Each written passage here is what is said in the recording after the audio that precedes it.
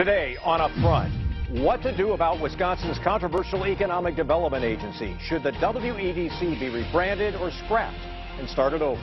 It's my question today for Republican Representative Dale Kwenga of Brookfield. Then, the fight over Act 10 revisited. The former state senator who says the war could have been avoided. I'll talk to Democrat Tim Cullen about his new book. Plus, Wisconsin's strong housing market, why now may be the time to buy. Covering the issues important to Wisconsin. This is Upfront with Mike Goucher. Hello again, everyone, and welcome to Upfront. We hope you enjoyed the Thanksgiving holiday. It's been a persistent question for Republicans and Democrats alike. What to do about the state's top economic development agency, the Wisconsin Economic Development Corporation, a public-private partnership known as WEDC. The agency has had some successes in its first 4 years, but it's also been in the news a lot for the wrong reasons: critical audits, questionable loans, and oversight issues. It's now under new leadership with a new CEO, and last week it named a new chief financial officer. It's sixth in 4 years. Some Republican lawmakers have recently suggested the agency needs to be rebranded, while some Democrats have said it should be scrapped altogether.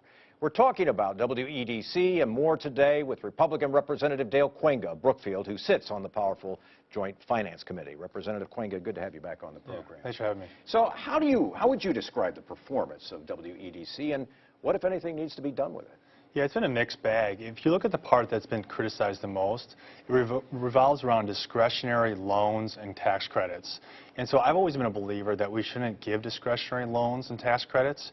If you think about it, these businesses are in front of WEDC because they are inherently more risky businesses. That's why they were not able to get a loan from the bank, right?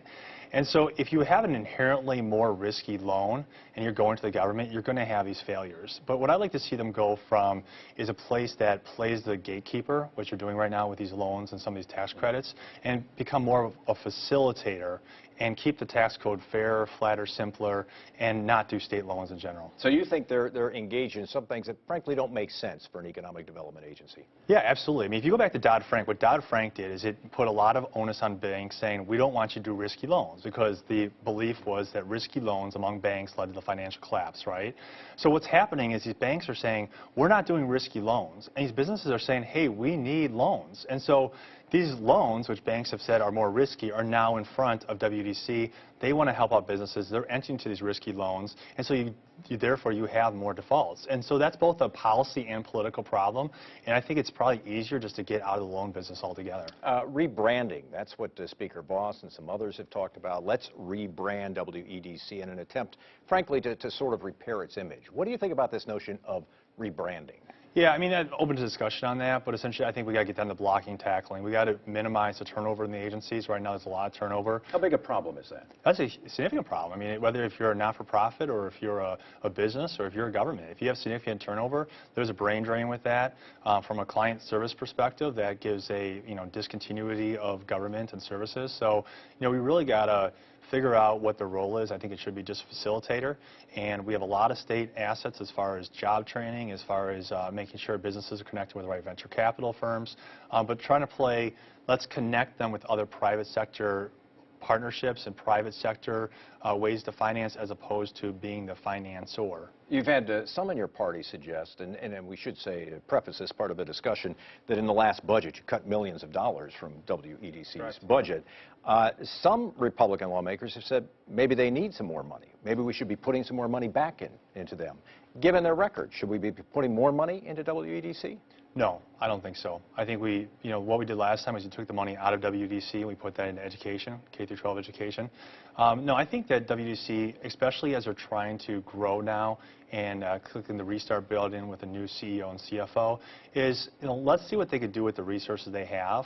If they start knocking the ball out of the park, then we could talk about more resources. But I would like to see any additional resources put towards other priorities we have in the state besides WEDC. Some Democrats say let's just scrap it and start over, or start with something that's different. What do you say to that?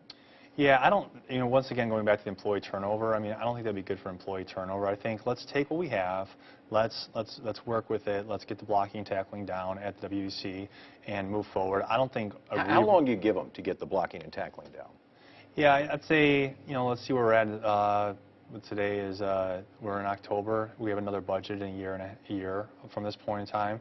I think looking at, again, this time next year would be fair, because if it's not working, you're going into the next budget, and that's the time you would start making changes again. I want to shift gears and talk a little bit about the legislation that you were a co-author of that tried to create an opportunity district, or did create an opportunity district, a recovery district in the Milwaukee Public Schools, where you would take, a few schools each year that are really struggling mightily, and you would try and turn them around.